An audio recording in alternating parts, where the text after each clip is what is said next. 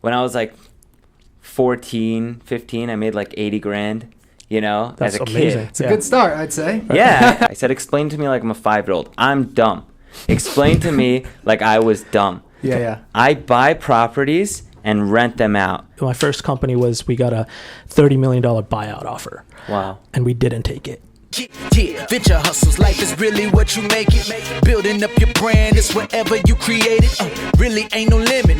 You just gotta love it. Working day and night, it's all about the venture hustle. Hey, venture hustles. Time to take it to the next level. Let's go. Welcome back to the Venture Hustles podcast. This is your co-host, Saj. I'm also with my two other co-hosts, Jack and Horton. What's up, guys? Today, we've got one of our first guests, Allon Avgi, who is an entrepreneur in the real estate world and a lot of other things. Super interesting guy with a lot of experience and talent. We'd love for him to tell a little bit more about himself. So welcome, man. Cool. Thanks, man. Thanks, I appreciate that. And you didn't butcher my name. One of the first podcasts that they didn't crush my name. He might have had a little training pre-podcast. Yeah, I always like to try to at least, like, I know that because that's like my name is Saj, right? So like people always butcher that. Yeah. So I always like to pronounce other people's names. Like I always say to get that clarity. Sage. I get that. Sad There you Sage. go. There you go. Yeah. Oh, man. Those are the nicer ones that I hear. Oh, yeah? Yeah. Some really weird like variations, but I totally get it. Yeah. I'm Allon. I'm a real estate entrepreneur. Grew up in Long Island, New York. I'm in 6 different markets right now between Long Island, Brooklyn, Memphis, Cleveland, St. Louis, and Houston, Texas. I don't know if I said that twice. No, you're good. Yeah. You No. get Yeah. I'm forgetting now, like between all the asset classes and the markets, like my head starts to spin now. Yeah, you're overwhelmed with all of these different things. It's a lot of information. Yeah. And probably a guy like you probably does a lot of things on a daily basis, right? I'd like to think so. Damien, do I do a lot on a daily basis? Okay. Yeah, these guys. Shout out Damien. He's got his own production crew with him today, so that's pretty cool. Yeah. And like I say, a real estate entrepreneur because I'm posting real estate content all day. Right. You know, I invest in spaces that most real estate investors don't. Yeah. I'm multi-asset class. We manage a little bit differently. You know, we try and manage from here across the country. It's like we're building out cool products that, you know, most real estate investment companies don't have. Most of them are generational, right? Families or institutional funds. Yeah. We're ground zero. I started this 5 years ago, and it's blossomed into something beautiful, and it continues to grow. And we just keep rolling out different products and, you know, and cool stuff. Love that, man. That's super fascinating. I mean, we have a lot of things we want to cover with you. Yeah, definitely want to pick your brain a little bit for sure. Yeah, that's why we're asking like how much time you had, but like, of course, we'll try to make this as smooth as possible. Yeah. But maybe just start from the beginning. Like, I guess, like, what's your origin story? You know? All right, cool. So the family came here when I was 3 years old. Wow. I was born in the UK. They moved back to Israel. My dad, his father, had a manufacturing company for furniture, and they went bankrupt in Israel, unfortunately, when he passed away. They came here with absolutely nothing, the American dream. Yeah.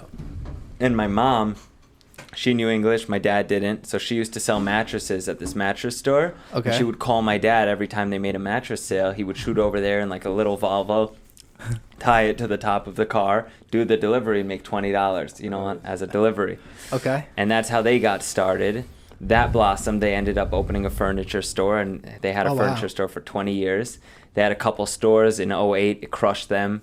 And the beautiful thing is they had like 3 houses. So those 3 houses, they carried them through the recession.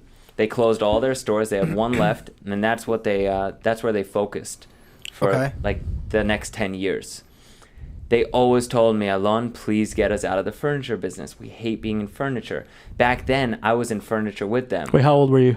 I was ranged. I mean, when they opened the store, I was probably like 10 to 11. Okay, yeah. So they were like prepping you. They're like, we got to get out of this. Yeah, when I was Gotcha. 12, I opened an online store, drop shipping furniture across the country. Back then, that was 14 years ago. I built an HTML basic site. So you did a custom site. So it's not like connected to, so I mean. No, it wasn't connected to anything. Okay. I was using, what was the big payment processor back then? I mean, what year are we talking? How old are you now? 2000, I'm 26.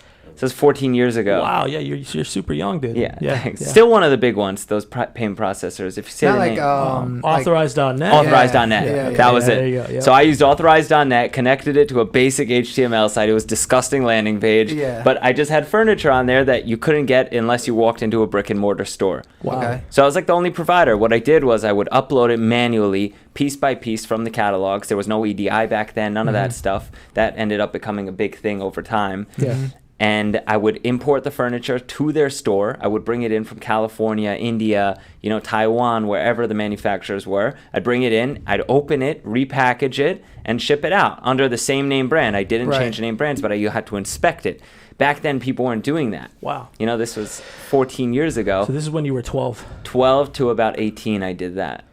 That's pretty cool, man. Yeah. Wow, super cool. And then freight and the startup culture got even stronger, and like startup, and like logistics got stronger, and I got pieced out of that industry. So while you were doing this and you were like in your teens going into your adult life, how did your family react to this super early? Like, I don't know how massive that success was, but like, what was their, like, were they supportive? What was their feedback? Oh, like? Super. They thought it was fascinating because I paid all my own bills. I bought my car. I paid for things all the time. I mean, Nice. I wasn't super successful, but when I was like 14, 15, I made like 80 grand, That's as a amazing. kid. It's a good start, I'd say. Yeah, I did 400,000 in sales in 1 year. Wow. I mean, it's a pretty massive feat. That's pretty cool. Yeah, it was awesome, and I was young, and my parents didn't have much money, Yeah. so every dollar was a big deal. So the money would come in, and I'd pay some bills, and I bought an M6 when I turned 16. I got that out of my system when I was young. Yeah, I was gonna say that's pretty. Yeah, I mean, you kind of have to, right? In the Yeah. beginning, it's like all this rush of new money. Like, oh man, I got to flex a little bit. That's part of the process. I think we've all kind of been through that in different phases of our lives. But the question is, how long did the M6 last? 3-4 years, something like that. Money, get All right. closer. So, okay, that's good. You didn't crash it. Yeah, no, I didn't. I didn't. But I think I blew the transmission. I don't remember. I did Manual? something. Yeah. Yeah. It was paddle shifters. Oh, you messed up the double clutch. I guess so. All right. The He's clutch- a big car guy. You are? Yeah. The clutch kept slipping, and I don't know. It would cost a lot of money. I was like, I'll get a Ford. Nah, I agree with that. more reasonable. Yeah. So this was, where were you, in Long Island then? I was in Long Island. We were in Copiague. We Okay. had a store in Okay. Copiague, New York. That went great. I was making a couple dollars. Never wanted to stay in it. Furniture is brutal. Brick and mortar retail with like heavy products that get damaged easily is like the worst life you can ever live. Yeah. So as a retailer, you never want to deal with that. Constantly people returning it. You're working on slim margins. The margins keep getting slimmer and slimmer. Yeah. And it's painful. So I kept starting side ventures. And the side ventures, most of them I lost all my money. When I was 18, 19, I launched a beverage brand. It was called I called remember Vital that. Performance. Yeah, I remember that. Yeah. I lost 100 grand between that and something else. I lost all my money I saved. So I was like, shit, man. 20 years old, I'm What's next? about to graduate. I don't want to get a job. Yeah. So I have to get into something else. And my dad was like, Allon, you're a smart kid. I've got your back in construction because I know how to do construction. Maybe you could get into real estate. And I thought to myself, like, maybe I'll get into real estate. I bounced that idea off of them. And they're like, how are you going to get into real estate? You don't have that much money. Maybe at the time I was racking it back up through fast, like, e-commerce sales. I made like 15,000. I was like, I'll buy a house. I'll take hard money. I'll figure it out. So I ran into this attorney who did my parents' 3 houses. Yeah. And he lent me money at 12% interest, 2 points. So that's 14% interest. Right. I bought my first house in Newcastle, Westbury. Bought that house for $250, put into it another $80.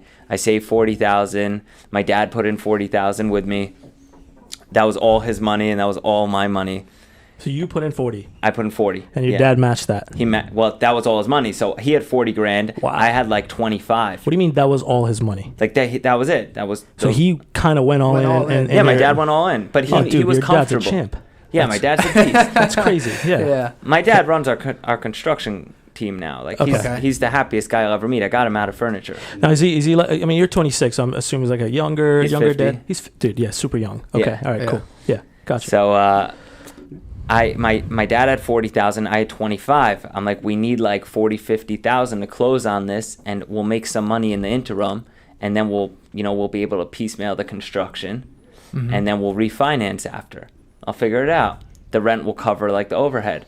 Back then it was penny pinching. Yeah. So that's what we did. And I saved up another $15,000. I went store by store and knocked on doors and got social media accounts. I ran people's Instagram accounts for like $1,500 a month. Yeah. Okay. And I put together like 6-7 stores. And I took all that money, I put it into there. All the rent that came in paid the hard money. Then I refinanced at 9% at the time. Yeah. Didn't know any better. That's exactly a lot of like how my like origin story was as well. It's like a lot of when I started my first company, it was exactly that. I was funneling like through other sources of income and these side incomes into my primary vision. I mean, that's how you got to stay alive. That's how you got to make sure that you're good. I still juggle money, but yeah. It's just a lot more money. Well, it's a lot more structured now, and I don't even think it's called juggling money anymore. It's more of like planned, calculated financial investments. I call them like a lot of times I say these are these experiments, right? Yeah. When we have these like a new marketing campaign that we want to spend like 20, 30, 40K, whatever it is, it's literally I say this is a $30,000 experiment, right? That's what it is, man. Yeah. So I bought that house. I bought the next one like 8 months later. The next year I bought another 4 houses. I bought 2 more with hard money, and so then you're saying months. Yeah. So this is all happening really fast. How old were you at this time? I was 21. Okay. Wow. Okay. Actually, what day is it?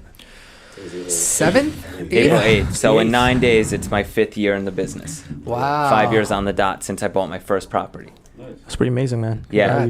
Thanks, man. You've got like, I feel like you haven't even like scratched the surface of your full potential of what you're about to do in this space and like where you're going. You're only 26. It's Thanks, insane. Man. Yeah. I'm just happy. You know, like you seem content. You seem pretty happy with where you are. Yeah. My dad, I got him out of the furniture business in 2.5, 3 years. My mom, I got her out after 4 years. Yeah. So both of them are with me now. And that's awesome. And we have a 14-man team in house. We have another 9 in the field, and then we sub everything else out. So we've got 23 people. All right, so let's simplify this for a lot of the listeners and people that are watching, right? Yeah. So we kind of got a good idea, clean idea of like who Allon is and his kind of his origin story. Yeah. Appreciate you sharing, by the way. Yeah. Oh yeah, Dude, my that pleasure. Was super cool. I guess just to clearly explain it to like a 5-year-old, right? Yeah. What do you do right now? What is your primary focus? What is the business? What does it mean? Yeah. I buy properties and rent them out. That's it. Everything else circles around that. I had this conversation with somebody 2 days ago. It's so funny you said that. I said, explain to me like I'm a 5-year-old. I'm dumb. Explain to me like I was dumb. Yeah. I buy properties and rent them out. How do I get my money back faster? I refinance. That means I pull the equity out of the property. If I buy the house for $100,000 in layman terms, and the property's worth $200,000, I pull out 70% of that. So I pull out $140,000. The bank lends me that money because the rent will pay the bank. Very basic. I buy properties, I renovate them, I rent them out. That's it. That's my business model. Okay. That's very nicely explained. I would agree with that for sure. I want to take it up a notch a little bit. Yeah. Let's say we're partners. Yeah. Right? You're kind of coming in, and we've talked about this before, right? Yeah. And you have a deal for us. How does it play out from our perspective, right? Let's say we all have a total cash flow of $300,000 to invest. Let's say you've got something. Like, how does that work? Yeah, I have a couple corporate structures with partners. Okay. But if with $300,000, which is actually on the smaller end of my current financial partners, I would buy 5 houses in St. Louis, Missouri. Okay. Those 5 houses. Why St. Louis, Missouri? It's one of our markets, cheaper price per door, higher cash flow. Okay. Less appreciation, but higher cash flow. So coming in with $300,000, you want to be safe. That's a lot of money, right? You put together $300K. This is your first venture into real estate or something like that, right? You're not putting in $3 million where you'll be comfortable leveraging that to a $10 million project. But $300,000, you come in, you put it up. We'll buy 5-6 houses in St. Louis, Missouri, and we'll refinance as fast as possible to get your money back. After I get your money back, we're 50-50 on the upside. Yeah. Okay. That's a basic corporate structure. Then if I have a fund, there's an 80-20 with hurdles and waterfalls and all that good stuff. Yeah. That's where it gets crazy. But like a basic corporate structure is what I just explained. So are you a solo entrepreneur in this current like venture path, or do you have like partners, or do you have, you know, advisors that you rely on your day-to-day when it comes to your business decisions and transactions? What's your structure look like? Well, I have partners in almost every deal I do now, because in real estate, you're in the investment business. Mm-hmm. And when you're in the investment business, you run out of money fast. Okay. You know, because it's all future returns. Yeah. So I'm in the investment business. I'm aggressive. If I decide to stop, I could slow it down and keep everything in-house, but I don't think I'm at the family office stage yet, and I want to keep going fast. Okay. So I do have partners on almost everything that I run things by. I've also hired a really great circle of smart people that they advise me on things I do. Like I have a 23-year-old CIO. Okay. You know, the kid came from family office and institutional background. He's brilliant. So when I analyze things, or he analyzes things, or the team does, before I pull the trigger, when things need to be reviewed, I want to run by his desk. Yeah, I don't think age means anything, to be honest. Like I think at the end of the day, it's like, what do you have that I don't have? Like what do you bring to the table? What can you do differently? What type of assets like can you add to my value set? You know, age is irrelevant. Yeah, that brings up a good point. I mean, like, what do you look for in someone that you would want to potentially work with, whether it's in-house on your team or even like an investor? Yeah, you look for smart people. Okay. One, you want sophisticated people around you. Mm-hmm. You know, I agree. an investor with a lot of money that's dumb and difficult, you don't want them. It's a headache. You know, I mean, look, if you're just getting started, or it's like, you know, you don't care, that's a different story. But I work with everyone one-on-one right now. Yeah. Okay. So I'm not at this stage where I have a sales team just for raising money. Yeah. You know, all my investors know me, I know them. So until I get down that road, until I'm there, it's like I don't want to work with difficult people anymore. What are your like how many hours would you say you work in a week right now? Too many, man. Okay. If you ballpark. Like 80 to 100 every week. Okay, makes sense. Religiously, and I take off Saturdays. Okay. So it's rough. What about you guys? Same. So I mean, around the same. we're almost like never turned off. Yeah? We're constantly Do working. you guys take any days off? Technically, we have the weekends off. We're always talking to each other, so there's always something going on. Yeah, I mean, I personally don't take any. I just outside of FFP, there are a lot of, just like you, there are a lot of different ventures and a lot of different things that I'm involved in. So it takes a lot of my energy out. I can't take off weekends. I mean, it's just like at a place where, and like kind of like you mentioned before, where, you know, if let's say one thing that you're doing doesn't need attention, but the other three might, you know. So I don't think there's enough pockets, hours in the day to do like what we do, and it's just one of those things where, I mean, I can't speak for everybody.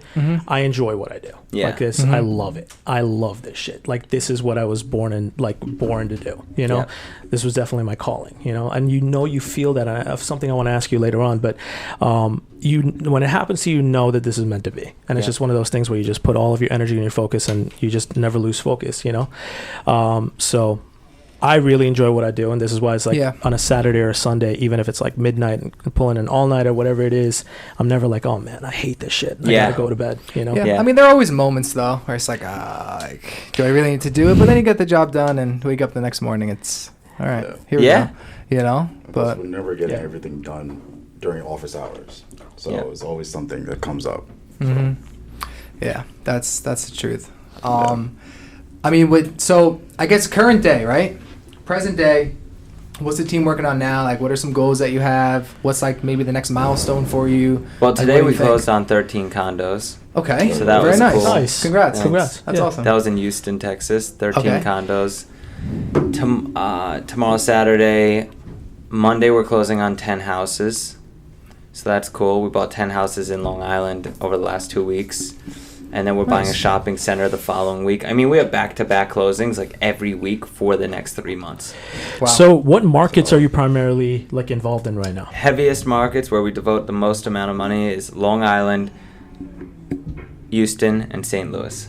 Okay. 3 main markets. Right now it looks like we're going to be investing a lot in Brooklyn as well, but not even close to what we deploy in Long Island and Houston. Okay. Nice. In 3 weeks, we're buying like a $12 million project in Houston. Now, do you have a team on the ground when you're talking Houston? Yes. So over there, so you work, or you're partner with them? Yeah, we have local managers, local consultants, local everything, and then we have the software back home that everything gets like pushed through, you know. And so it's almost like you never really have to physically go there. I mean, you do, you know, like you always want eyes there. So I don't have to go there anymore, although I do once in a while. But like I have 3 guys in the office, Matt being one of them, our great mutual friend, that they hop around between markets. So Matt was just in Houston and he just got back from St. Louis, one of our guys. Okay, got it. And they're extensions of me, of course. So you want those eyes and ears for comfort, you know? Yeah, I would imagine, especially like for real estate, right? There's nothing like seeing it like in person, right? If you're looking at a building or whatever it might be. But you have to get past that. You know, like when you know a location, you know an area, you got an idea. It's like you have to be able to pull the trigger without having to be there. But once you're in contract, you want to set it's an experiment. Yeah.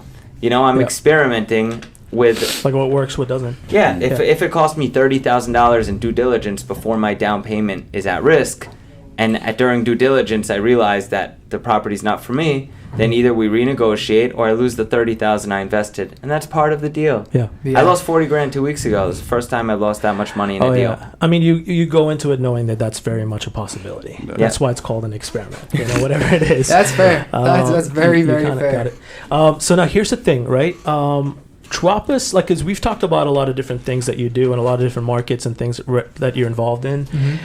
Like, what are some hot tips, right? Like someone just listening in, they're like, I've been like studying real estate. Reading I don't books, know, like, listening to podcasts like these, right? How does someone get started? Yeah, they just have to pull the trigger. Like there's only so much that you could study. When you figure out what you want to do specifically, you just have to pull the trigger.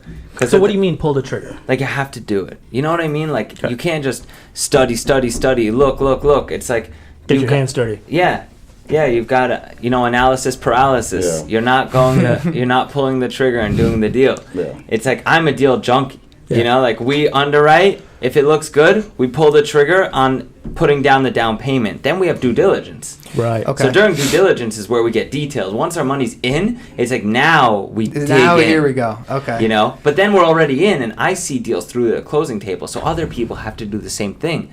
They can't just, man, I got these guys that they're friends of mine, and they're going to be so upset if they listen to this podcast, but I don't care. They deserve it. Okay. I've been working with them for like a year and a half now. They've helped me financially model something. Okay. Part of our deal was that I give them 2 properties. They buy those properties. They do the model in exchange for those properties. Okay. I was like, listen, it's going to be much easier for me to give you guys money because you make $300,000 a year. And you guys don't know how to invest. You're not willing to invest. You're scared of losing your money. I give them deals. They don't do it. I end up buying them every time. And I'm like, you guys put together these models, this, all this crazy stuff. If the rent's $2,400, not $2,500, then my IRR is blah, blah, blah. It's like, just fucking do it. You know? Yeah. So these are the friends that are also like coming to you and you're like, yo, man, give me some hot tips, like some opportunities that are hot and active that you're investing in, right? Yeah. And it's almost like I gave you the tip. Yeah. And you so it's analysis paralysis. Yeah. Well, it's on there wasting my time. Well, to a degree, no disrespect to your friends, I don't know them, right? But it's what we call ask holes. They ask, but they're not doing what you're actually. I like that. Assholes. Yeah, I actually haven't heard you say that. I like that too. You never heard me say that ever? No. Oh, okay. All right. Well, yeah. Assholes. That was great. Well, feel free to use it. He's like subtle, and he just waits like for the moment. It comes in with like gold. That's a soundbite for sure. Yeah, 100%. I actually want to circle back to your first deal because I had a couple of questions. Like obviously, I was going to ask you what was your first deal, but what was like a positive and negative that you got out of that experience? Because like you said, you got to get out of the theory and actually have trials and tribulations to learn from, right? Yeah. Well, that first deal, go figure. I didn't have any issues for 4.5 years, and then the tenant just stopped paying. Oh, that's lovely. During COVID? My first tenant ever. Yeah, but like a couple months ago. So COVID wave is kind of over. Yeah, she just decided to not pay anymore, and I'm like, why? You paid great for 4.5 years. I didn't raise your rent. I was good to you. Where was that? Westbury. Okay. So, and she was in listen to this. Not only did she do that to me, this woman got me good. She was in a 2-bedroom apartment, not as appealing, right? And she's like, look, I want a 3-bedroom, 2-bath. It's nicer units. And I'm like, you know what? You're such a great tenant. I'll discount that unit by $300 for you, so $3,200 instead of $35. Mm-hmm. She was paying $24. Okay. You know, so an $800 bump. So now she's paying $3,200 a month. Uh-huh. She moves in, stops paying right away, subleases the bedrooms. No. Wow. Couldn't believe it. Blew my mind. Wait, is that legal? No, but nobody cares in New York. The landlord is the devil. You know, in Yeah, New it York. was, yeah. That's Especially, brutal. the moratorium is over right now, right? Yeah, it's over, but it's not really over. Like, So you're still Like holding the bag. yeah, evictions used to take 3 months, 4 months. Yeah. Now they take like a year and a half. Okay. Can you It's talk kinda to nuts. like can you talk to us a little bit about the so you're the first like real estate like expert that I would say you're an expert in the field, right? Like you've done this, you've put in a lot of money. Definitely knows more than us. 100%.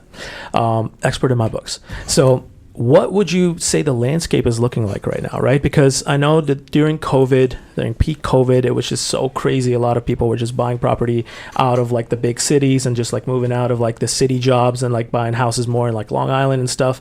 The price spikes and all of the crazy things that were happening in like, what is the status and like, where is the landscape now? It's a great question. Yeah. And while I'm answering that, I want to clarify like real estate's multi-asset class, so it's different whoever you ask. The industrial landlord you ask, that's different. So let's say just pure like to the average like person. Yeah, but what makes me unique in this space is like I'm in multiple asset classes, so I can answer that. Okay. I'll answer them across the board. Beautiful. You know, but I'm in residential, multifamily, mixed use, industrial, new developments, you know, and retail. So like almost everything except for like some crazy ones like cell towers and farms, you know. Yeah. Okay. In all of those asset classes, it seems like the same thing is almost happening. Okay. Prices are still hovering around where they were, still going up. The reason for that is because the supply constraints, right? Supply chain constraints Okay. are like brutal. Okay. Like materials are through the roof. Yeah. They're still high. Your Labor dad's is going going crazy. up. Yeah, my dad's going nuts. Labor keeps getting more expensive. So price to rebuild or build in general is very expensive. Insurance prices have doubled since COVID has started. Okay. So prices are high because it costs a lot to rebuild. And there's a lot of demand. The refi boom just happened. Problem is rates are going up and inflation is kicking in. So when rates go up, what happens? You know, the market's supposed to soften, sometimes tank, but people buy less and you have to hold on. The refi boom ends, so people are less liquid. Yeah. Okay. I don't know what's going to happen. Is this a bubble? I have absolutely no idea. You know, This is like, at least in your experience, like you're 26, like Yeah. this is the first time you're experiencing something like this, correct? Like this yeah, is. I think safe to say. everyone that's alive right now, this is the first time they're experiencing. Well, no, a hasn't there pandemic. been like different like? But the 08 recession was different because there was people were over leveraged. That stopped after 08. Like you can't over lever anymore. so that was like what just a Oh, 1 I year see. period. No, that led up over the course of like 15 years because you could borrow at 107% of the purchase price Right. back then. Today, they cap you, right? 70, 80%. First-time home buyers put down 5%. Yep. They check you upside down, backwards, everything. Yep. So it's not the way it used to be. No, there's a Okay. lot more due diligence, but that's the thing though. Like, so you have no idea where this is going. This is No. just something that. Okay. But I'm confident in the space I'm in because I underwrite everything as a rental. Okay. So even if the prices tank, my only exposure is what I currently don't have good debt on at that very moment. And I almost take good debt on everything I buy. And by good debt I mean like, you know, 5 to 30 year like solid loans. Like I don't have to worry about them for 5 to 30 more years. Okay. After that time expires, then it's like I'm subject to the market's, you know, rates. Yeah. Right. But that's my only exposure because I underwrite as a rental. So worst case scenario, the market tanks, rents go down by 20%. To me, that doesn't end anything. I'm going to keep buying. Yeah. You know, I'm safe. I'm conservative, but aggressively acquiring. Yeah. Now, I mean, did you make any adjustments during COVID? Like, Yeah. in That's your gonna be terms of- something I wanted to kind of like in find terms more of like about. business model, Yeah. like we've done a lot of internal adjustments Yeah. and just like a lot of business service. I mean, for COVID didn't really hurt us. Like if in our space, it helped in a way. That's awesome. Yeah, because it's like we're all tech, like that's what we do, right? A lot of companies digitalized their services, but like when it comes to real estate, we know where the landscape shifted to. But did you have to adjust anything on your side to adapt? When COVID hit, we doubled down on acquisitions, and none of us took trips. We didn't do anything crazy. Like my in-house team and my family, I looped everyone in, and we just put all our hands in to make things work. Okay. So we didn't really lose. You know, Okay. what I did realize right away was that we're too overexposed in residential, and I don't want to be overexposed in one specific category. Like I saw guys in retail lose everything. You know, because 70% of their tenants stopped paying them. Yeah. So shopping centers went bust. People lost everything. A lot of people went bankrupt. We only had residential at the time. I was buying strictly residential. I had like, I don't know, 50, 60 units 2 years ago. Now we've got like north of like, I think I'm at like 150 right now in Long Island and Brooklyn. And that's without out of state. Okay.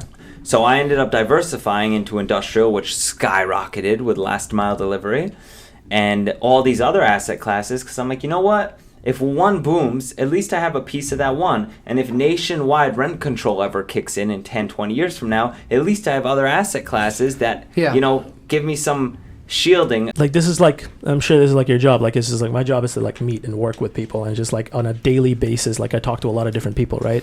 And like I can read people a lot. So it's like, that's, you know, it's almost like a secret power. This is like one of those things I always like, like to take credit on, like, okay. I mean, a lot of times I'm wrong, but that's just, that's what it seemed like to me. Because not this time. Man, I'm going to walk around and be like, I predict.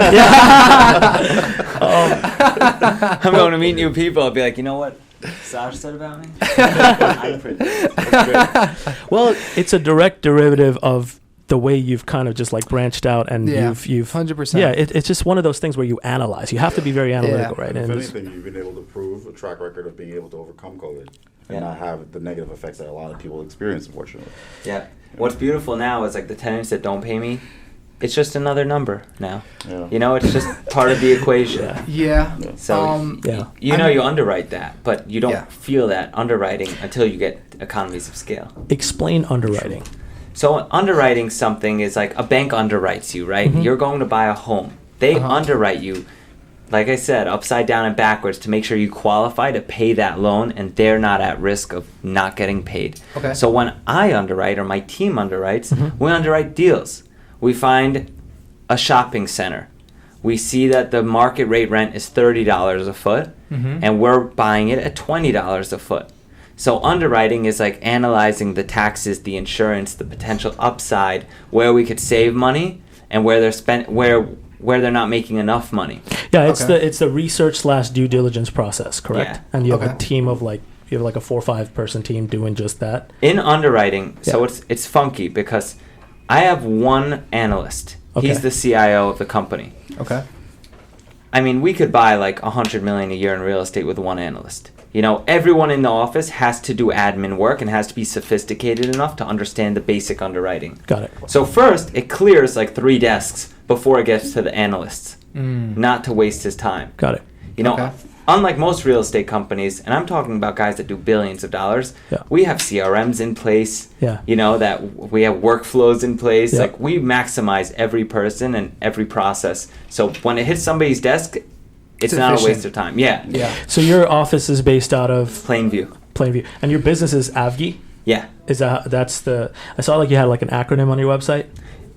Yeah, that's not the case. Avgi's my last name. All right, gotcha. But we just say above average returns. Okay. You know, and we're planning on raising money through like a fund, you know, that we create, but we haven't even gotten there yet because my existing partners are so happy with me that they just keep pumping me with money that we haven't even opened the fund yet. Okay. You know? Kind of a good problem to have. Yeah, definitely a good problem. Yeah, it's great. Look, they're seeing it now. You know, I told everybody from day one, you need patience in real estate, especially the real estate we're in. I'm not flipping. So if you guys want to sell, you're with the wrong partner. Go to someone else. It's going to take longer for you guys to get your money back, but long-term benefits always win.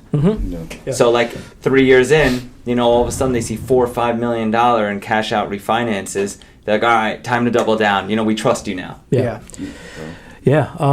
So I guess like, I mean, is there anything particular that, because so like what's your next big goal? What's the next big milestone you think for you? Well, I set $1 billion in acquisitions by the time I'm 30 as like my major milestone goal. Okay. It's in like your byline. Yeah, exactly. I want $1 billion in acquisitions by the time I'm 30. Buy and holds, assets under management, whatever it takes to get there, we're doing. Are you on track? I think so, but can you disclose where in that $1 billion range you are so far in terms of acquisitions? For sure. I'm 26 right now. I just turned 26 2 months ago. I've got $50 million right now in real estate. I've got another $20 million closing in the next 2.5 months. Okay. And we're putting under contract much bigger deals now. So it's like, it's exponentially growing. Domino. Yeah, like right now, we have 30 deals about to go under contract. They're between $3 to $8 million each. So why $1 billion within 30? What's the is it a good tagline? Have you been kind of contemplating this? What's the reason? But is there any particular reason? I think it's cool. I'm not dogging on you. Sure. Yeah. It's like a stretch, you know. I come from nothing. Yeah. Okay. And everyone's like, you know, they look at you and they always tell you like, you know, you're moving too fast. You're not doing this. You're not doing that. I'm like, I can move faster and I could be conservative at the same time. Okay. And I could get to $1 billion by the time I'm 30 years old and still keep that model. Yeah. And I just kept saying that, like when I was pitching investors and talking to people, and they're like, you can't buy $1 billion by 30 because you got to buy this much a month. I'm like, yeah, but I'll exponentially grow. Time and time again, the conversation was coming up. I'm like, I think that's going to be my goal. Like, if I set that goal, I have a vision now. Yeah. I'm going for that. That's it. Everything else, if it doesn't fall in within that goal, it's irrelevant to me. Okay. Are you like? Do you think you're pacing yourself right? No. Okay. Not at all. Are you like analyze? Because I asked that because like sometimes you might like burn out, and it's like one of those things where you might lose track of like when you're involved in so many different things, right? And if you don't pace yourself, like it could kind of potentially hurt you. Yeah. Right? See, I don't have the squirrel effect, like squirrel syndrome. Like I'm not like, oh, you know, squirrel, that I'm going to do that. I'm going to do that. Like I have the same goal, right? I buy, renovate, rent. That's it. So I'm buying assets that underwrite as a good rental within our metrics. So when it comes to that, I'm not buying the wrong assets. Mm-hmm. So by not pacing myself correctly, I mean like health-wise. Okay, got it. You know, not business-wise. Business-wise, I mean, I invest everything back in. So if something's a problem, how much money is it going to take to fix this, and do we have to hire a consultant to do that? And then if so, how do we hire a person in-house when that consultant guides us? Like, I'll invest everything to make it happen. Okay. You know? So it works. Okay. You know, when you put money into this situation, enough smart people, it's easy business-wise. But health-wise, it's hard, man, because I work a lot, you know, and just like you guys, and I love every second of it. But for some reason, my body just takes it differently, and that bothers me, you know, because I can't keep up with my mind.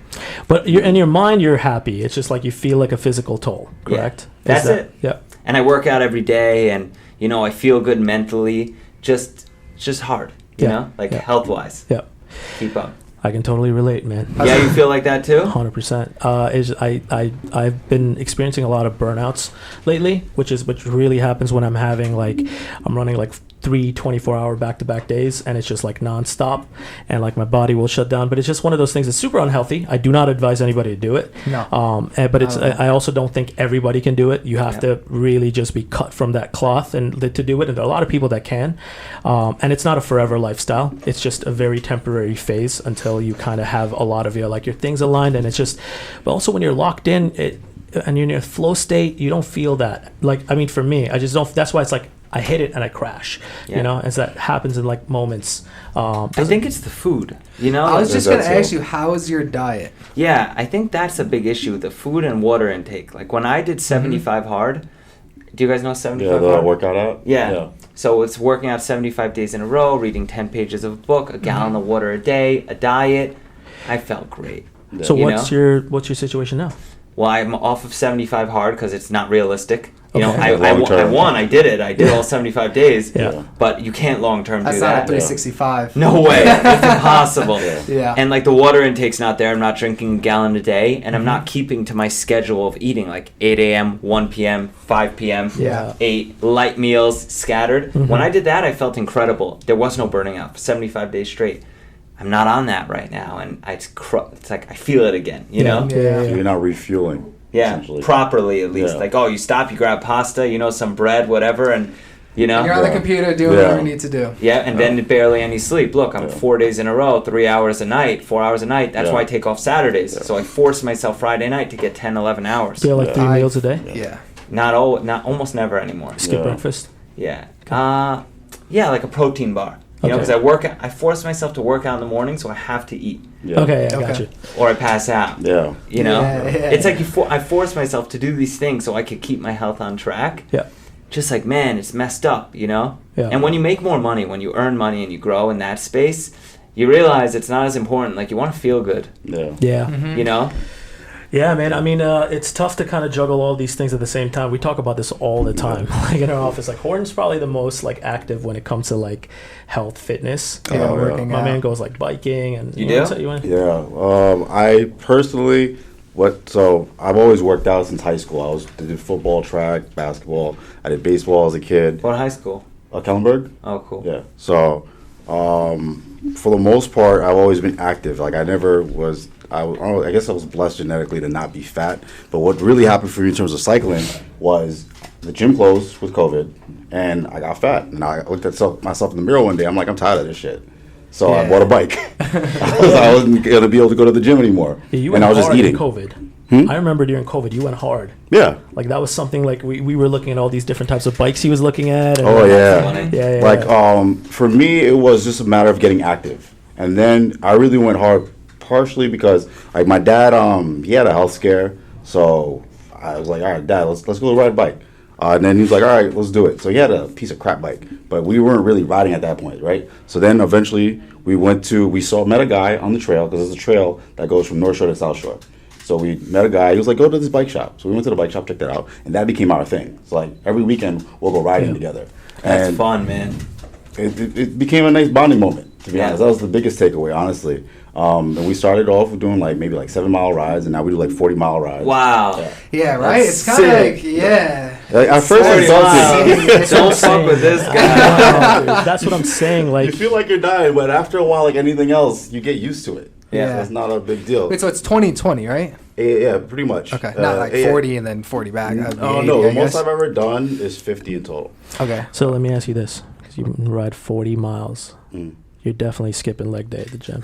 No, not at all. No? Why'd you refuse like to do that. whispering No. that? You don't want to expose him. Like, How much more leg day can you I possibly understand where you're have? coming He's gonna from, s- but tell it's us. not about leg day.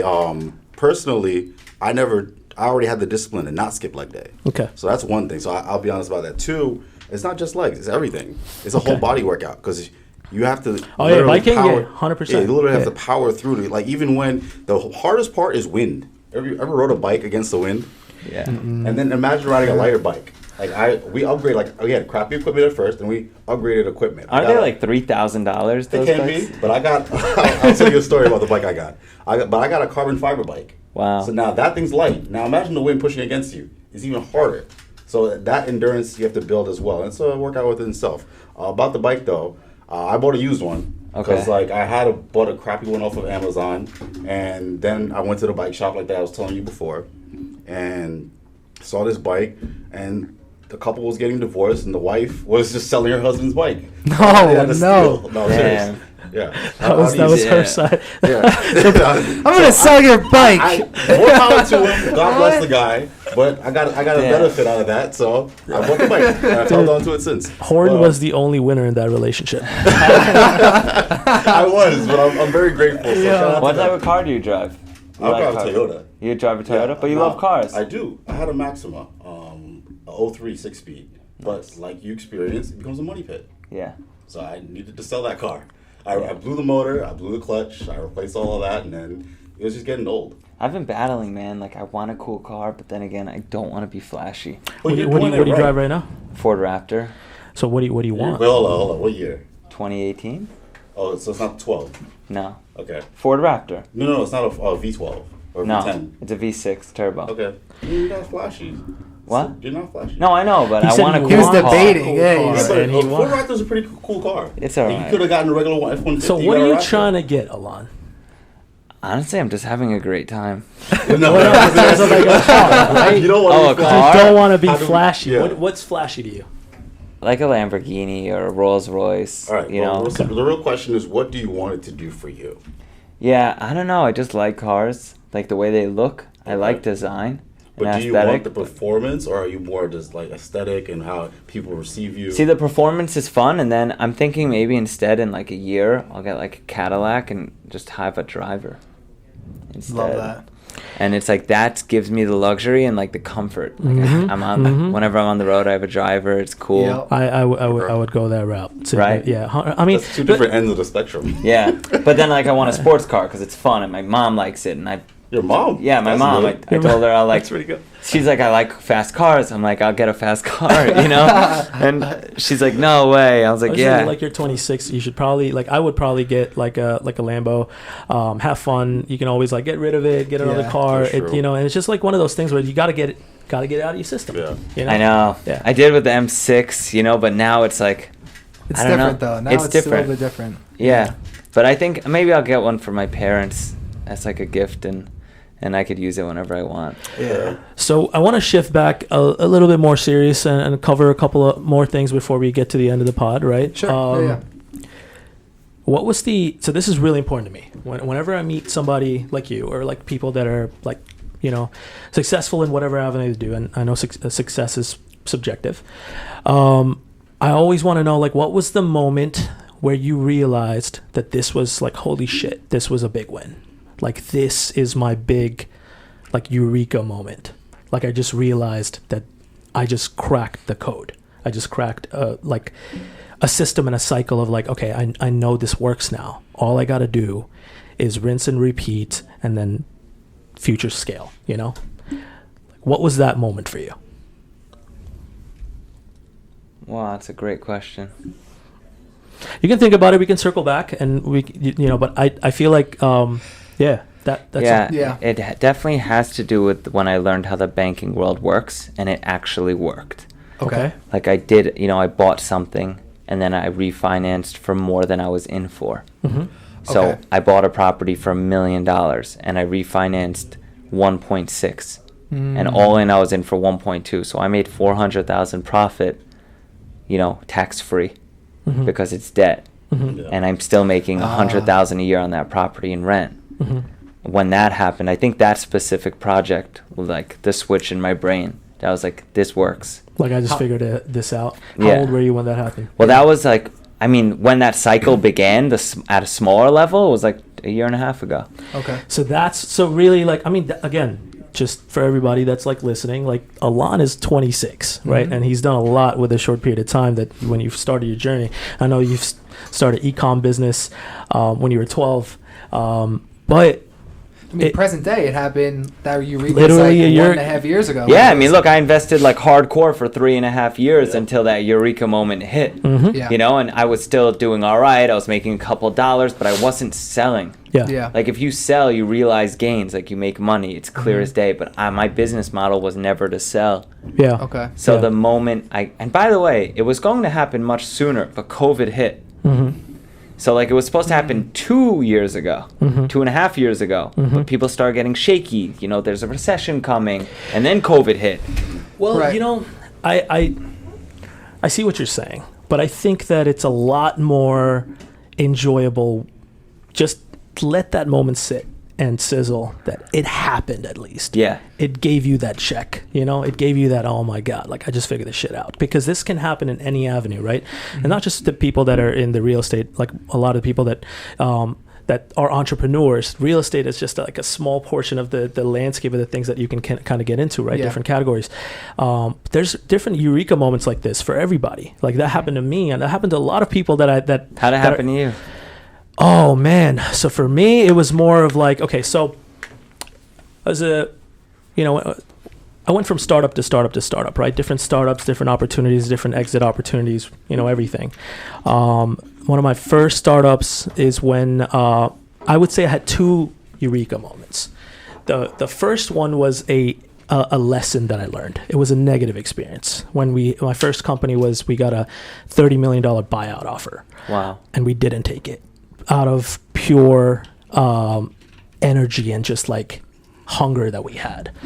So that was something that completely shifted my mindset of like where we are and where we need to be. And then the following couple of years is when we had the biggest pivot at FFP. That was probably my biggest like Eureka moment. We were a media production company. And then I was in Australia. I went to Australia for an investment trip. During the trip, I was like, we need to rebrand. I need to shift focus solely on tech. And then I came back to New York, got the whole team organized, and I was just like, this is the idea. This is the vision. We need to shift focus. This is our pivot. Everything go into tech.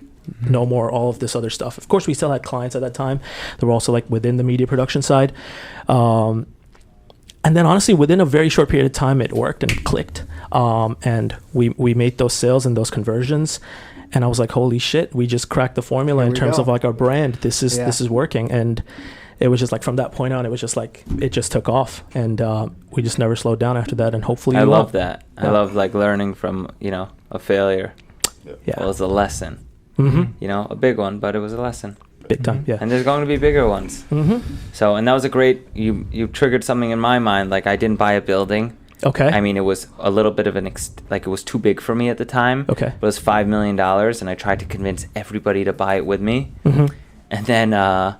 And then Atlantic Auto Group bought it for 7.5 because there was no pricing disclosure on it. And I'm like, I know my numbers, so I wanted it for 5. They accepted my offer. We were moving forward. I couldn't get the money together. Yeah. My investors didn't believe in me, all this stuff. Yeah. And then it sold for 7.5 because Atlantic came in all cash, just that's our offer. Yeah. And they would have gotten it over me, but I would have been in contract. I could have flipped them the contract for 2.5.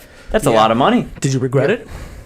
Not regret it. This has happened to me like about 10 times over the last 2-3 years. Okay.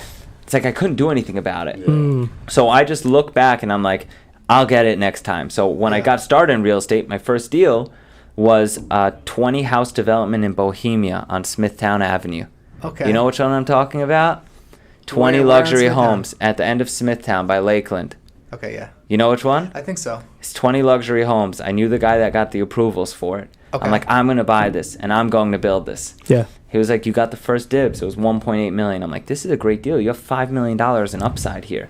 Yeah. And I couldn't afford it. And I couldn't figure it out. So I ended up becoming like the realtor on it. Mm-hmm. A builder bought it. The guy made like $4.5 million in the end, just like I thought. Mm-hmm. And I made like 30 grand. But I'm like, this stuff works, and one day I'm going to buy a development like this. Mm. And fast forward 3 years, I'm building 17 houses in the Hamptons. Mm. So the project I'm doing is almost twice the size of that one that I worked on 5 years ago. But I knew it works, and I was like, I'm going to get this just a matter eventually. of time. Yeah, I mean, Exactly. you basically, what did you do with it? You took that. So you were more or less explaining a scenario that you experienced for the first time. That kind of triggered. That's what you said. That triggered it. That's when it happened to you for the first time. Yeah. Mm-hmm. So you turned it into like a learning lesson and Just like you did. And Yeah. the same thing with industrial. Mm-hmm. I have endless examples. I had an example a month ago Mm-hmm. Yeah. that the guy countered me at 5.5 million Mm-hmm. on a deal, and it was just too fast paced, and I couldn't put together the money because we have 28 million under contract. Like every deal we do, I have to be very cautious. Yeah. Because Okay. if I can't gather the money, we have hundreds of thousands at risk. So I Yeah. have to be prepared for every transaction. I loop in a partner day one. Okay. If it falls through, then their money's at risk now because I'm not the one. I'm not being silly anymore. Yeah. Okay. Yeah, I mean, there's so many different components to what you do. That's like we definitely like if it's just one of those things where we need to do a deep dive with you at some point. Yeah. Yeah. Like, maybe have like Allon be a repeat guest at some point. Have come back if you'd like to come back. Yeah, I know a guy that flips Walmarts. I just met with him 2 nights ago. Yeah, I saw that the other day on like your Instagram. I was like, oh, all right, that's definitely something this we can guy's chat crazy. about. Yeah. He But buys just- 5 caps, sells them at 4.5 caps in contract, makes $1.5 million almost every Walmart. Dude, that's crazy, man. See, that's what I'm saying. There's so many levels so to this. It doesn't nuts. even like you can't. There's not enough. Right? Like yeah, He's a solopreneur. The guy's done 13 in 2 years. He knows the risk. He knows the metrics. That's insane. Damn good. It's a lot of money. Yeah. Um, So I think I know we've spoken about it a lot, and like for the listeners, I think it might be a good idea to like bring it back to maybe some like the basics, in regards to. I know you'd mentioned before like in order to get started, just start, right? Mm-hmm. So and from like a starting point, what would be, let's say, like an ideal like first property for someone to maybe put some money in, and maybe some potential hurdles that they should look out for, red flags. What would you say to that? If anybody, it depends on the amount of money they have. So Okay. I've been speaking often lately in Yeah. colleges and all that, and it's different crowds, right? Like a college and networking group. So when I speak at a college, if you're in your mid-20s, 30s, or even teens, if you have $10,000 to $50,000, you want to buy a turnkey rental property out of state, most likely. Okay. Buy somewhere else, meet local property managers, fly out there. You're going to invest $2,500 just to learn. right? It's like college. You're investing to learn. And as you learn, you're going to find the right area, the right street, the right property, and hire the right people to handle it. So you can invest in something like that between $10,000 to $50,000. Yeah. So you want to start small and then scale big if you're starting without much. If you come from a big family background, you have friends with a lot of money, there's nothing wrong with pooling together 5-6 people and buying a bigger project. But you have to identify what you want to do first. Do you want to flip or do you want to rent? Once you identify your market, like what your structure is, what your business is going to be, then you identify a market, you identify a sub-market, and you learn, you invest. That's super insightful. That's a good question, Jack. No, yeah, for sure. Thanks, man. I was trying to get that out of you for a while. I don't think I worded it right, and I'm glad Jack did. Yeah, no, 100%. Because most people, they're just like, they think it's just you invest, and I mean, based on like for someone that's listening to this, we just spoke for however many minutes. There's so many layers to this, and like for the people that, let's say, have that 10 grand, that 15 grand, like, when you do something for the first time, that's like your baby, right? So it's very kind of close to your heart. So I appreciate you kind of sharing that. And believe it or not, it's like the easiest market in the world. Like, it's not even close to as difficult as what you guys do. Yeah. Right? You guys have programmers, you guys have designers, you have to put together a lot of moving pieces, and you have deadlines. Like in real estate, it's kind of easy, you buy something, rent it out, or you flip it. That's it. You have two options. Well, I was gonna ask you, because we deal with this a lot, like on a daily basis, where like managing, communicating with people that aren't in the office, where you can go up to them and be like, hey, like, what's the deal with this? Like, what maybe pointers or like mindset or things that you've learned from that experience? Do you like it? Do you not like it? Like, how do you normally handle that on like a day to day? Like dealing with people? Yeah, that aren't people. remote. I mean, you set benchmarks, and hopefully they hit it. And if they don't, you figure out some way to reprimand them, Okay. But I mean, I love meeting new people. Yeah, I would agree. Yeah, I'm like Saj, where he's like, you're meeting new people, you love being part of it, all that good stuff. But it's like you get to a point where you can't meet with everyone anymore, right? And you can't be a part of everything anymore. And it's like you have to pick and say no. I'm super selective now, because it's like one of those things where it's gonna sound messed up, but I seriously look at like time being put in. I mean, if it's business, time in, result out, and it's just like one of those things where I'm super like analytical and like, oh man, I'm about to like go into this meeting for an hour, and like, what's the output? And a lot of times it's a networking thing. You got to do it, right? If you got to set the foundations. But yeah, like I totally get what you're saying, 100%. Right? Yeah. And it's almost like you're rude half the time. I get 120 DMs a day on social media now. Yeah, I mean, you're big on like you've been building up your socials. Your clips are good, man. You've got a good crew. Thanks. This is half of them. There's another two. Really? Yeah. Okay. I invest like 20 grand a month in social media. When did you start building your social media brand? Like how long ago? A year and a half ago.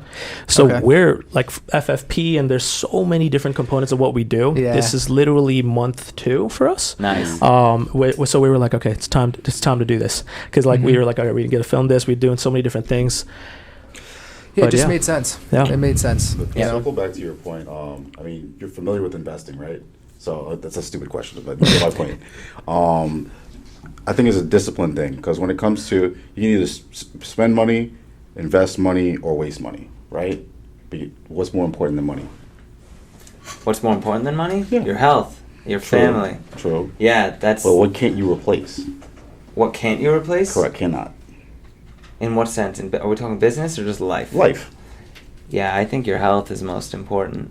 Like I don't know if that answers your question, but. Well, I'll help you out. It's time. Yeah. Got it. Health is true. Time. Curveball there. You can heal. Yeah, let's curveball it. He hit me there. You got me, Horton. You got me. It's not a trick question. It's just a challenging question. I like asking thought-provoking questions. But to both of your points, you might feel like it's rude, but the reality is, with your money, you'll respect it enough to not just spend it, to not just waste it. You'll invest it. So you're looking to invest your time. So there's nothing wrong with it. It's just that certain people who knew you beforehand might not understand what you're saying. Yeah. In my eyes, money's a vehicle. That's it. Yeah. I never had it growing up. Don't care about it. Always cared about treating it like a vehicle. And when investors say to me like, "Oh, what do you mean by that? Money's this whole thing." I'm like, "Yeah, there's metrics I have to hit. It's it's part of the vehicle. Dude, that's what I love about your story. I'm like when I moved there, I've spent a lot of my early years in Brooklyn. So like I'd like to say like I'm from Brooklyn, right? Because I love Brooklyn. Where in Brooklyn? So like basically the Bay Shore, like basically the Bay Ridge area. Okay. And like Coney Island area. That's kind of like where. So you know Midwood. Dude, so that's what I was gonna say. There's a very prominent Jewish community there. Yeah. That like a lot of my friends were like Jewish, and like kind of like in that circle, and they have different stories because the Jewish community, they all kind of like work together and like they help each other grow, and like they control a lot of the assets there, and as you're familiar. But that's what I like about your story, right? Which is like you had a lot of like you learned a lot of things, and you've done a lot of stuff. You've put in your own blood on the line. Paul's on the podcast, aka Sasha. The king of Brooklyn is here. Yeah. I miss Brooklyn, man. like It's that. such a different environment living out in Long Island, right? Yeah. Like staying. Yeah. Have you ever lived in the city? No. Okay. No, Do you want but to? Queens when I was a little kid. Okay. We lived in Jamaica, and then we moved out here to the island, like the CI area. Technically, you never left the island. No disrespect. Yeah. You're right. Yeah, you're a Long Island boy. Yeah, I love it here. Yeah. I love Yeah. it here. I travel all the time, but it's like it's an island. It ends. So it's like in real estate wise, at least, there's only so much you can buy. So let's I guess do you want to let's get out of the land that we live in, right? And talk a little bit more about the crypto blockchain world. Do you know anything about it? Yeah, of course. Yeah. Yeah, I mean, question for you. Yeah, shoot. What do you think about real estate in the metaverse? Like the future, what's happening? Yeah, I brought in a kid to teach me about it. Okay. And he did a little bit. I'm not super well versed in it. I have a Yeah. friend that's got like 50 mil Yeah. worth of metaverse real estate in Yeah. the sandbox. Mhm. Okay. Primarily in the sandbox. He's Yeah. not into Decentraland that much. I'm just not super well versed. A little bit. I'm not the biggest, advocate for that. Okay. Mhm. But I could see us diversifying into that space over time. No, are you Yeah. are you open? Are you closed off of it? We're just curious, right? Because Yeah. one of the things in the blockchain world right now, which is pretty massive, are land-based properties and NFTs. This is where the trend is going right now. Yeah. So I have an NFT that I hold, and I love talking about this because I'm so proud of that investment. That's all he talks about. Which NFT? It's called Metroverse, right? I might shout out Metroverse. No free plugs, but fuck it. So I bought it when it was like 0.5 ETH or I forget what it was. It's 0.55. probably like 1500. So around that time it was like 2000, right? So Yeah. like done a lot of these NFT experiments. The floor is like 2 ETH now, Nice. right? And not only that, I there's something called staking. It's basically you take your NFT and you put it in a vault. It's like a digital vault, and it generates revenue for you. Yeah. I didn't check my account of how many tokens it staked, and then I did a conversion. I staked it for like less than 30 days, and it generated me like $3,000, man. And it was Wow. like for doing nothing. Yeah. Wow. So I doubled down on that. I bought the other one, and I was like, I mean, it's like insane amount of passive income, and the floor just keeps going up. But you have to know what you're doing in the space, just like Yeah. real estate. Yeah. I lost a lot of money in NFTs, by the way. Oh Well, yeah. like you said, Yeah. it's college. You live and you learn. Yeah. Yeah. Yeah, like What's wrong with that? Yeah. I devoted a lot of money to it. I couldn't buy CryptoPunk about like 2 years ago. Was telling my You were trying to buy a CryptoPunk? yeah 2 years ago I couldn't afford it. It was like $40,000. Yep. Oh, That same no. CryptoPunk traded for like 1.3 mil. Well, now Of course. untouchable. the other Yeah. day, yeah. Yeah. So I've always been involved in that space and buying, and Okay. every Monday my account auto withdraws money, and I buy crypto. Okay, Multiple like different stable coins. coins. Yeah, stable coins, Got just it. like investing long term. I don't look at it. I don't care where the Yep. market goes. Yep. Just I believe in that space. Yeah. You know? You know Well, how crazy it is to like transfer like ETH when you're trying to use like, I don't know, Coinbase and Gemini and all kinds of shit. And every time like we have a cryptocurrency investment that we're trying to put money into, and I don't want to touch into my personal. So like I have that set like Have the stash. I have a stash that I don't ever want Well, to touch. I mean, Yeah. I was telling Saj the other day, Walmart, McDonald's accept Bitcoin now. Wow. Through, I did not know that. Yeah, it Mass happened adoption like is common, man. 2 days Yeah. ago. Like Jack Dorsey has he built like Well, this he's got a new program. boss now. Let's not forget. Okay, so how crazy is that? What do you think about that? I kind Wild. of love it. I honestly. love that. I'm a Yeah. big Elon fan, man. Same, yeah. And now Jack Dorsey's got a boss. Man, I hate that censorship stuff. Yeah. Like you. Let's see if Yeah. it changes anything. It being a majority, It's like a nuts. shareholder in anything, it doesn't really. He's like, kind of the majority by like quite a bit. Like I was him just- compared to, he's like 7 points away. yeah, but like from how does Dorsey. it translate? Do you know how it translates in like board seats? Does it how does it translate? when it That comes to that I power? don't know. I haven't really read up 'Cause it doesn't that mean much about anything it. Yeah, I other don't than know. that, You know. We made a tweet the other day. It's like, do you guys want an edit button? And there's like millions of votes. It was just everywhere. But It was just- the metaverse is getting fascinating. I just did a walkthrough of a condo building in like the metaverse. how was it? Yeah, dude. Yeah, like they have these cameras, right? That do like these 3D recordings of spaces. Yeah. And and you just put on a VR goggle. Well, These guys so invested cool. like $2 million in if setting you this want to up. build like a good one, like it takes Yeah. that amount of money. That's just. If you want to build a good one, you hit up Finally Free Oh, Productions. yeah. So plug. I appreciate Yeah. I appreciate that. the plug. Of course. Yeah. But- No free plugs, but Well, their but products listen- are better than anyone else's. Their services second to none. Well, I mean, so in regards to, I guess, as we kind of wrap up, like with the NFT like conversation, like what would your thoughts be on, let's say you have a fund, right? You're going to build a fund.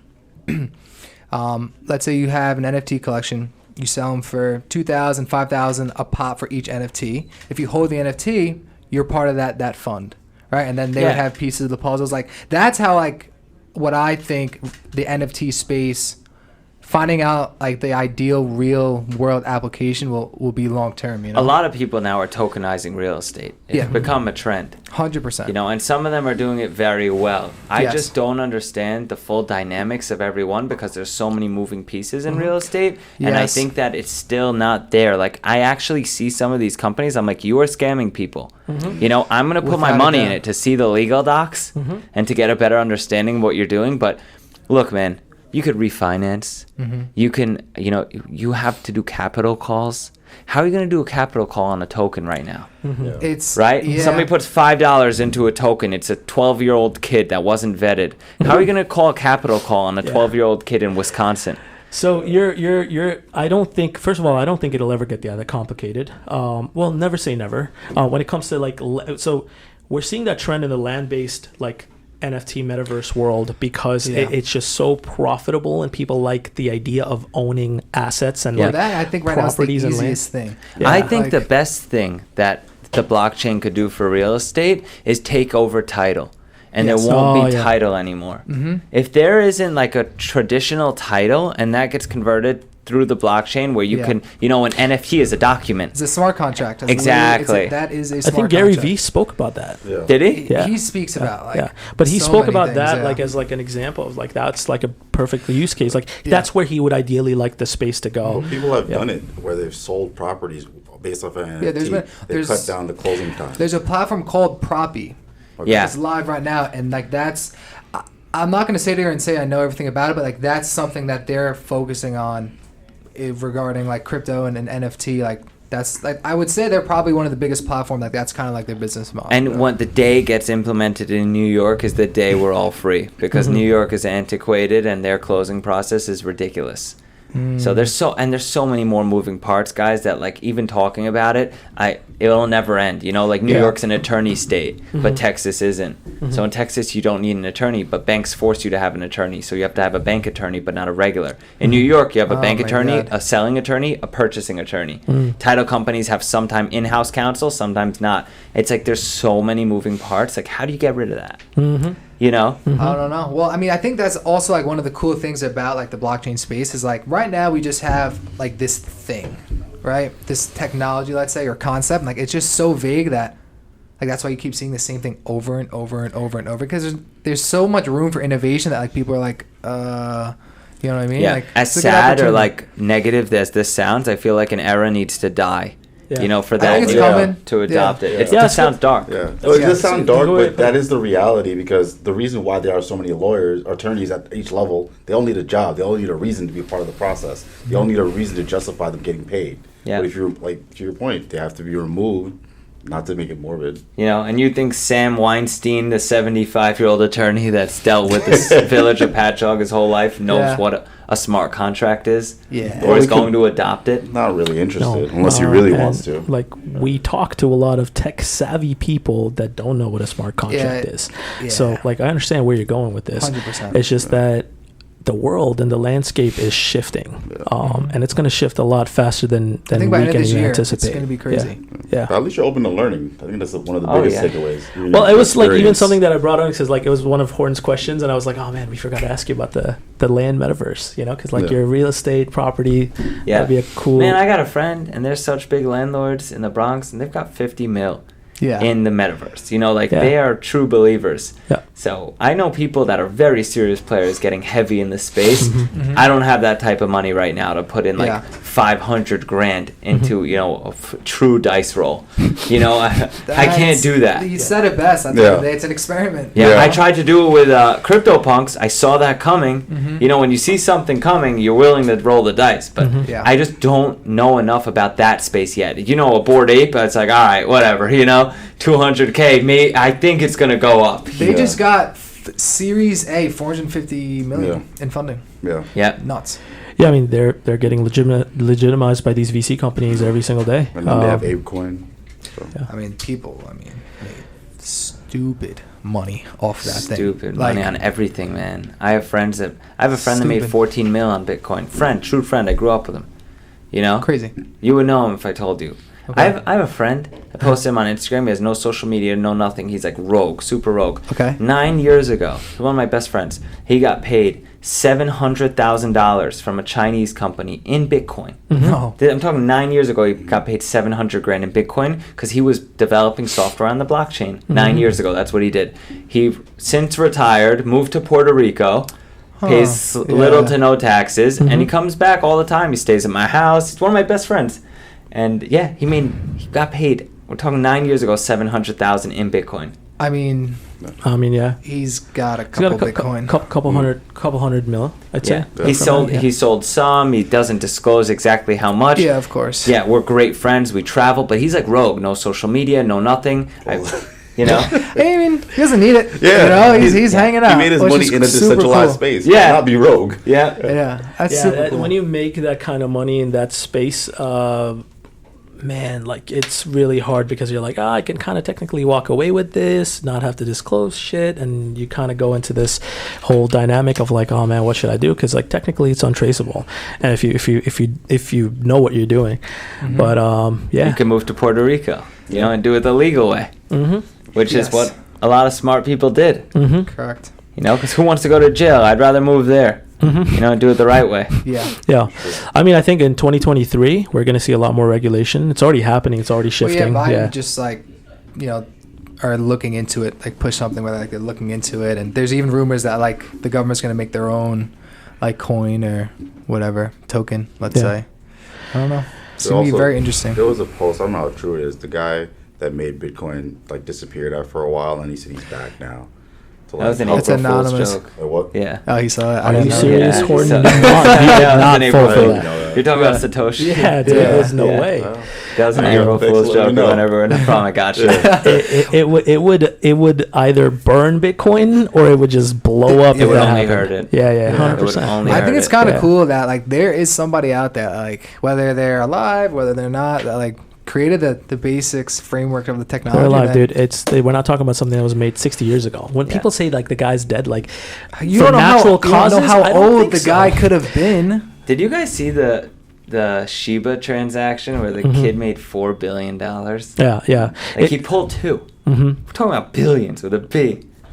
The guy who invented Ethereum or created Ethereum like burned like Vitalik? He burned like 7 billion of sheep. Yeah, like burned it. Like he doesn't have it. Yeah, but Vitalik, he's a true. You know, he's a good face. I feel like if somebody new comes in from Bitcoin, it's like he has no credibility. Nobody knows who he is, where he's from. Yeah, it's also why were you kind of like away? There's so many questions, so many variables. You know. He's credible. It's just like it would hurt the image because everyone has this image. Yeah. Yes. You know? That's a good way to put it, I think.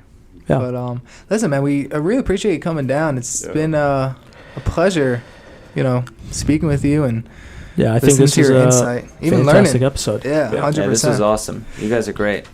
Thank you for making the time, man. It was great picking your brain. Hell yeah. Hell yeah. No promotions are free, but finally free productions. If you guys need anything made, let's go. The other side of the coin, if you're looking to invest in real estate, avgi.com, right? That's the domain. Why don't you drop your socials? So avgi.com isn't live for new investors yet, but anybody that wants to learn can go to Allon Avgi on any social media platform. ALLON AVGI. I'm across the board everywhere, and I just teach people for free, and I love this stuff. So and they'll also be in the description as well. So feel free to just want to add, when we were looking at your socials with Jack, Allon does a lot of really dope self-help type content. So if you want someone that can kind of hopefully help you steer in the right path, I think check out your IG, right? Yeah. IG has a lot of stuff. Yeah, everything. IG, TikTok, YouTube. Yeah, YouTube, everything. Yeah. Awesome. 100%. All right, boys. We appreciate you coming on, man. Thank you. Absolutely. It's been a pleasure. And want to wrap us up here, Saj? Sir. Want to do the outro? Oh man, we gotta shout out to the people we launched. It's literally been 1 week since we launched our numbers. Yeah, let's touch on that quick. Yeah, go ahead. Over 100 downloads. What are we at now? Yeah, we had in the first week we had 100 downloads. We did, first of all, we didn't know what the downloads were gonna look like. Everybody was like, that for a podcast, the downloads are a pretty big metric.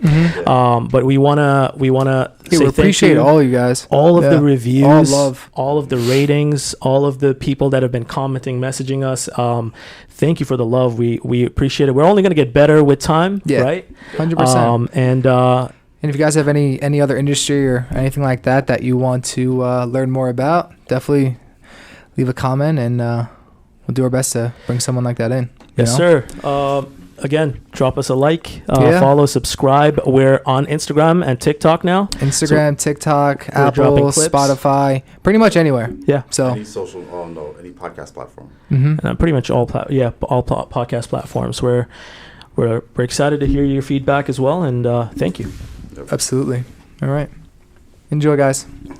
Venture hustles, this is venture hustles. Turn nothing to something, start a business, get it jumping. Ay, told myself that I would make it and I'm never quitting. Staying motivated and I started with a